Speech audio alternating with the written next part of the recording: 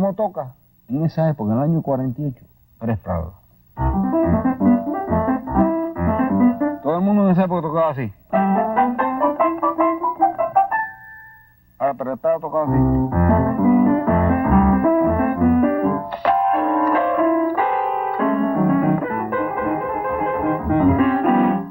Pérez Prado tiene mucho que ver contra lo mismo. Quisiera compartir una descarga, una improvisación que solamente sale una vez. Este es el Trabuco de la Noche.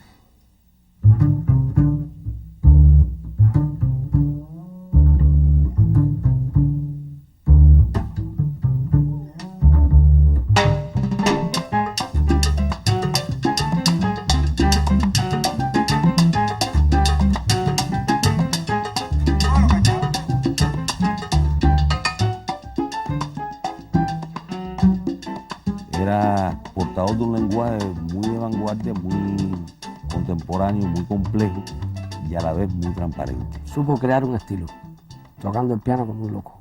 Es un pianista con mucha personalidad, con un touché, con un toque muy propio. Entre músicos se conoce. La música de Emiliano, como lo que decimos, un clásico. Él es un patrón, él es una cosa que hay que estudiar. Él es uno de los grandes puntos de partida para comenzar a partir de ahí.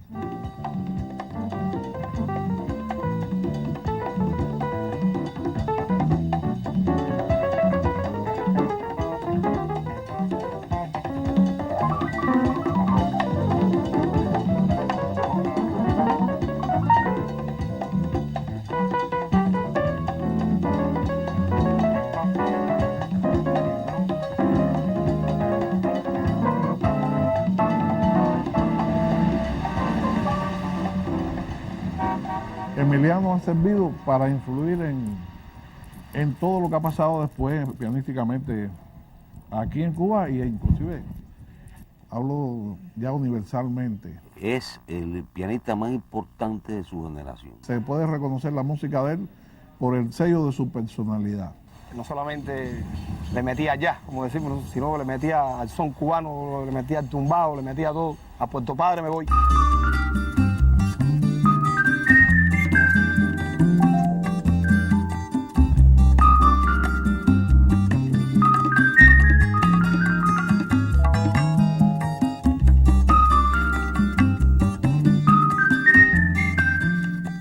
Yo tocaba piano ya, pero 7 años. Toqué con la orquesta de mi padre también. Y me decidí a estudiar batería. O sea, la percusión en general me ayudó mucho en lo que es la cosa pianística, por el problema de la independencia, de la ritmática.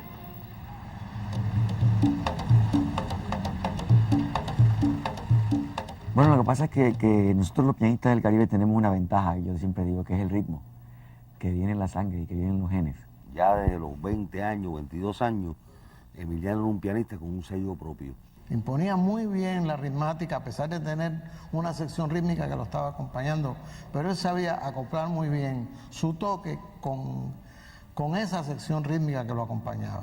Un pianista que viene en la percusión, de su vivencia en la infancia y en la adolescencia en Puerto Padre, la relación con el mundo bailable, con el mundo de la música más rítmica nuestra.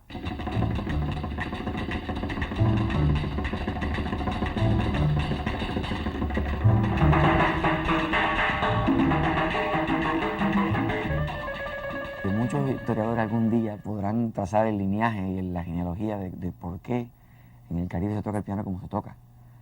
Pero yo creo que tiene que ver mucho con la africanía dentro de nuestras raíces y cómo, sobre todo aquí en Cuba, los pianistas encontraron una forma de plasmar lo que decían los tambores y traducirlo armónicamente y melódicamente al piano.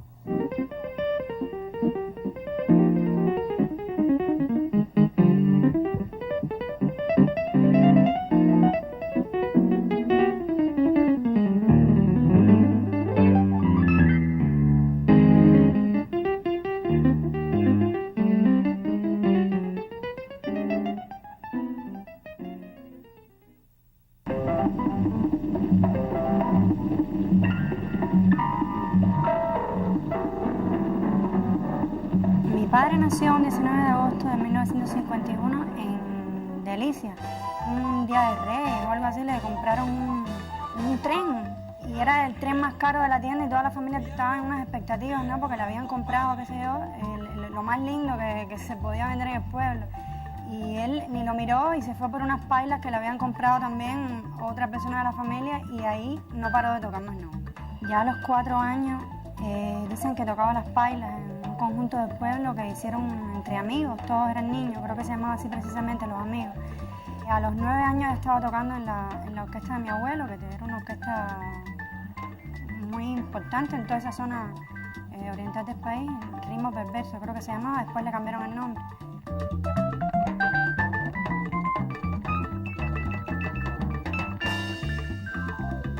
Emiliano es un seguidor de una corriente que yo la retomo a partir de Fran Emilio.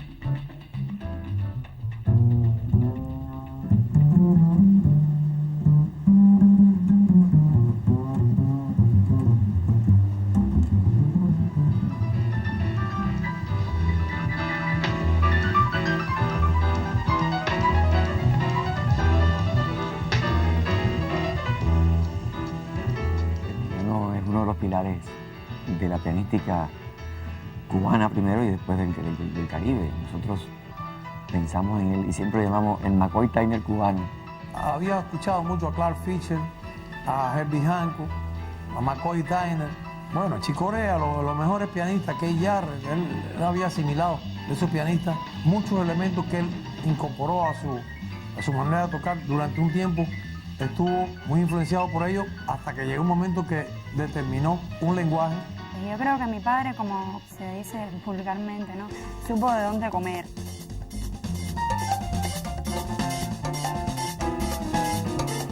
Mezclaba muy bien elementos de la música de Brasil, de la samba, de la bossa nova. Él mezclaba, integraba eso a los ritmos cubanos y al jazz, haciendo un Latin jazz muy diferente a lo emiliano. Supo tomar lo mejor de esta música, de músicos como Nana Vasconcelos, Tania María, una pianista que a él le fascinaba.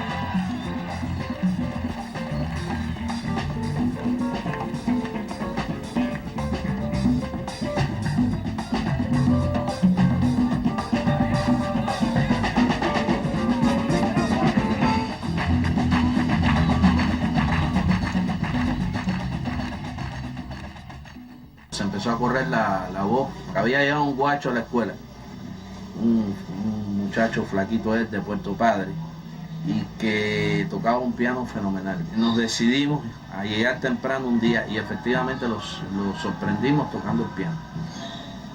Si yo te lo resumo en una palabra, yo te digo que fue una cosa fenomenal lo que vimos, porque en aquel entonces Emiliano lo que tendría serían 14, 15 años. Con el paso de los años, ya los especialistas, tal vez si lo hubieran escuchado en aquel entonces, dijeran, bueno, esto es jazz latino. Todavía no estaba acuñado el término de jazz latino, cuando Emiliano ya estaba haciendo guajira jazz y el copón divino a cosas. Y bueno, cuando Emiliano entró al grupo, yo te diría que fue un cambio radical. Emiliano influyó mucho en el grupo como intérprete y como compositor. Creó obras importantes para el grupo. Las clases de Leo eran unas clases un poco locas, como yo diría, ¿no? Pero con una visión tremenda. Él llegaba y te decía, bueno, vamos a estudiar tal cosa, vamos a analizar los Beatles, vamos a analizar Sangre sobre lágrimas, vamos a ver música hindú hoy. Fue un momento de mucha polémica, de pensamiento, de la inteligencia, de contradicción y de lucha. Una época difícil. Y aparte que se trabajó mucho. Tenemos que ser soldados, agricultores, artistas. Era linda porque éramos jóvenes. Porque cuando tú eres joven, todo es lindo. Hasta la guerra es linda. Y aparte porque también había una fe en crear una utopía, una época de fundación. La creación del grupo de experimentación sonora fue un trabajo para convertir reveses en victoria. Creó una manera de acompañar también el piano. Hay discos de Pablo y de Silvio que tienen el sello de la manera como él acompañaba esas canciones, se incorporaba. Si se le puede llamar acompañar, en realidad él hacía otra obra, cosas que los compositores no habían concebido y él recreaba la obra y la convertía en una obra de él también. Emiliano, y además, cuando entras por primera vez, si entraras haciendo esos arpegios, sería maravilloso, maravilloso. La primera vez que entras, que entraras así, sería maravilloso. ¿Verdad? La primera vez que entras, insólito.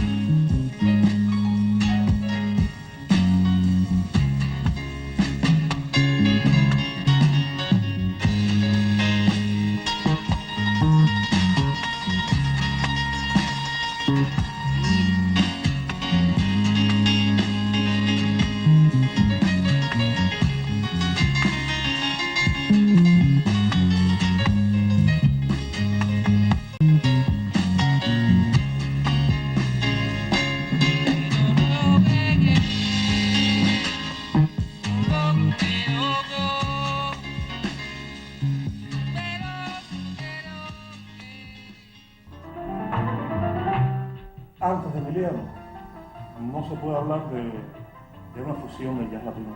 Emiliano tenía un lenguaje muy propio y que le dio una dimensión al jazz latino que no existía antes. En los años 68 el grupo Sangre, Sudor y Lágrimas empiezan a usar cosas de rock y ligadas con jazz. Hacían diferentes estilos ligados, fusionados. Pero la fusión ha existido siempre. No quizás con ese nombre, ¿no? Con el nombre de fusión, pero de liga, de música. La música cubana de entrada es una música de fusión, porque es la cultura española, la africana.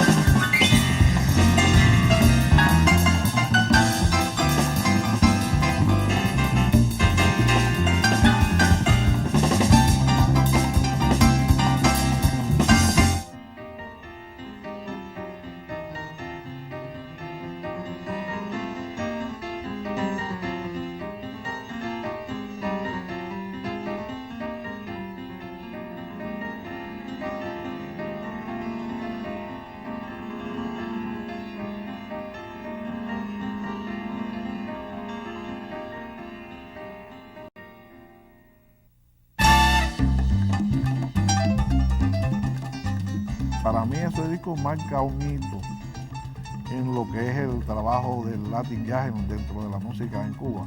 Hay algo aquí que la gente no sabe. Ese disco se hizo y se borró. Por algunos motivos técnicos, pero cuando se grabó en la Green se borró.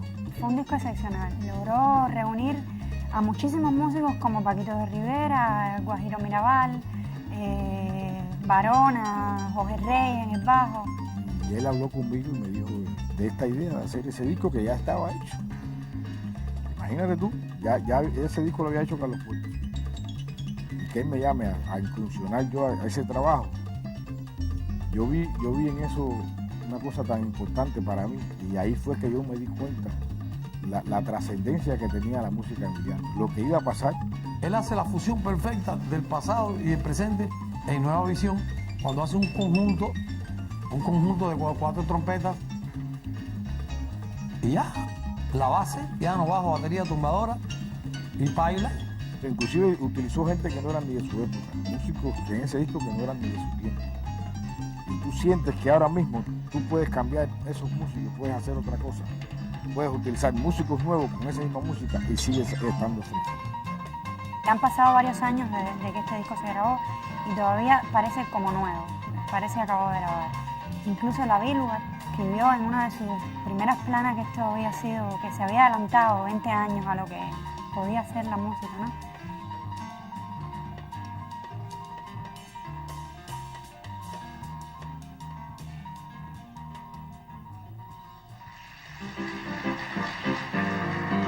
Ha influenciado mucho a muchos compositores, a muchos arreglistas y sobre todo a los pianistas de su propia generación y a los que han venido después. Siempre hubo quien trató de hacer comparaciones entre Emiliano y otros músicos, entre Emiliano y Chucho. Y Emiliano es Emiliano y Chucho es Chucho. Desgraciadamente no todo el mundo sabe de dónde surgieron las cosas. El propio Gonzalo Rubalcaba tiene mucha influencia de Emiliano Zapata. Incluso su punto de partida tuvo más que ver con Emiliano Zapata que con muchos otros pianistas. Con el único pianista que yo toqué en Jam Session, todas las descargas estábamos Emiliano y yo juntos y éramos como 2 hermanos. Yo soy un seguidor de Emiliano. Hay muchos músicos que tuvieron que ver con Emiliano, que trabajaron con Emiliano, que están flechados por Emiliano.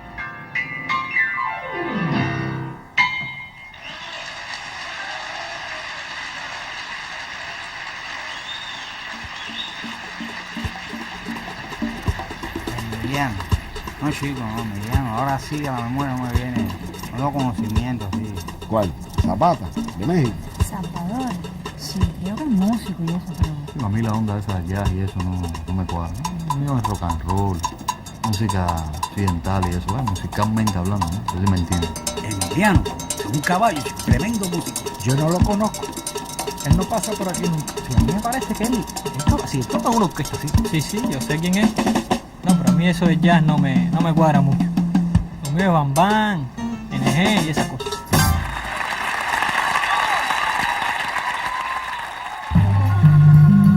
Los músicos norteamericanos, los pianistas sobre todo, se dejaron influenciar mucho por Emiliano porque en Nueva York siempre hay una expectación hacia Cuba y además copian casi al carbón algunas cosas de Cuba.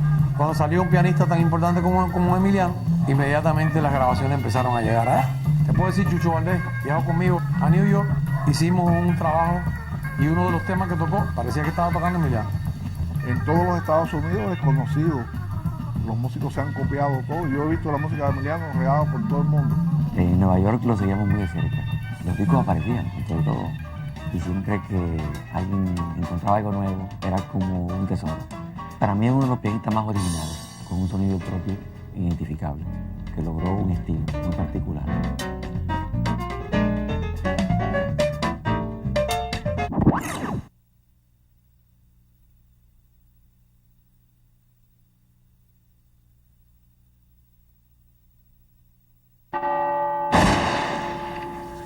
Emiliano no ha tenido el reconocimiento que merece, ni en vida lo tuvo ni después de fallecido. Han habido mucha gente que son continuadores de su trabajo y que salen de la raíz que él fundó, que son mucho más conocidos. No entiendo cómo en el diccionario de la música cubana no está. Sin embargo, en el diccionario de jazz latino tiene una página completa. En Cuba se le han hecho unos homenajes, pero en comparación con otros homenajes que se le han hecho, por ejemplo, en Nueva York, homenajes muy importantes como conciertos que se le han dedicado, discos que se le han dedicado. Hay un disco que se llama 40 años de jazz latino, donde tocan músicos muy importantes, dirigido por por Paquito de Rivera. Y no solo estos músicos que ahora viven en Estados Unidos, sino otros músicos suecos, japoneses, aquí han venido japoneses a saber de qué está pasando con esa música, que no llega a esos lugares. Y tiene que caminar, tiene que llegar y yo creo que eso es un deber que tenemos nosotros como cubanos para rescatar eso que nos pertenece. No podemos esperar que venga otro y lo haga, como ha pasado. Siempre que me preguntan qué músicos no están en la película y te hubiera gustado que estuvieran, yo siempre digo dos, Emiliano Salvador y Chombo Silva. Una de las razones por las que yo hice Calle 54 es precisamente por eso, ¿no? Por la poca documentación visual y de calidad que se ha hecho de grandes músicos. ¿En qué estaba pensando la gente? De que no hayan dejado ahí el testimonio y entonces por eso para mí Calle 54 era hacer justicia y poco trabajar para eso, ¿no? La vida no le dio la oportunidad de seguir haciendo buena música, pero yo creo que quedó todo lo que pudo hacer en la historia de la música cubana. Una tarde de un 22 de octubre del año 92, con solo 40 años de edad, sufrió un infarto al corazón y murió.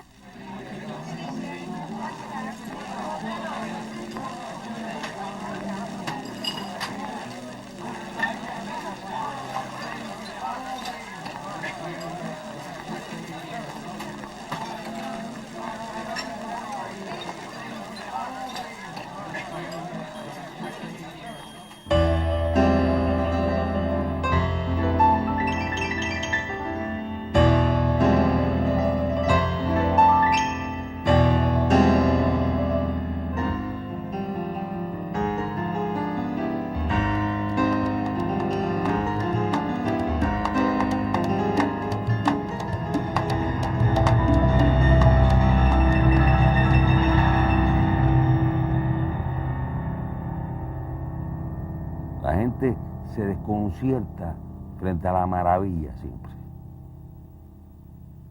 Y le asusta. Y cuando se enfrentan a algo realmente creativo, la gente se desconcierta mucho. La gente tiene que referirse a, si es pianista tiene que parecerse a Chick Corea, tiene que parecerse al otro, para que sea bueno. No se dan cuenta que es un simple imitador. También hay mucha incultura. No hay una jerarquización de los valores exacta, incluso por mucha gente que pretende ser culto. Yo creo que Emiliano era un hombre muy interior, no era un hombre ni introvertido, ni jodedor en el sentido cubano ortodoxo que se utiliza la palabra, pues no lo era. Era una persona que tenía siempre una contradicción válida y justa entre su mundo interior y cómo lo podía revertir o reflejar. Lo demás me parece simplificar. Decir, era de tal manera. Casi nadie sabe cómo es. Nadie.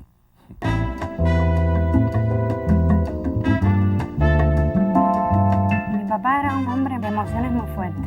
Tenía una nobleza muy grande y a la vez una personalidad muy fuerte, que cuando se unían esas dos cosas a veces era explosiva, ¿no? Emiliano únicamente le faltó quizás las compañías de discográficas, ¿no? Que son transnacionales, que hacen ya un trabajo discográfico a través del mundo. Yo sí creo que en esta coyuntura actual él hubiera tenido un éxito extraordinario, porque hay un momento de apertura, se ha abierto un poco la cosa con Cuba desde el punto de vista de la música. A lo mejor ahora estuviera ganando un Grammy latino, una cosa así. A mí me gusta tocar solo, pero mucho menos que tocar en grupo.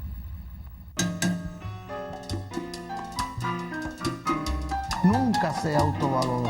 Emiliano no parecía darse cuenta de lo que él hacía. Uno de los pianistas más originales en el siglo XX se llama Emiliano Salvador. Todos los músicos que le conocieron y que tocaron con él hablan de él casi con veneración. Eso es más que un Grammy, porque un Grammy es un premio a una obra, a un disco.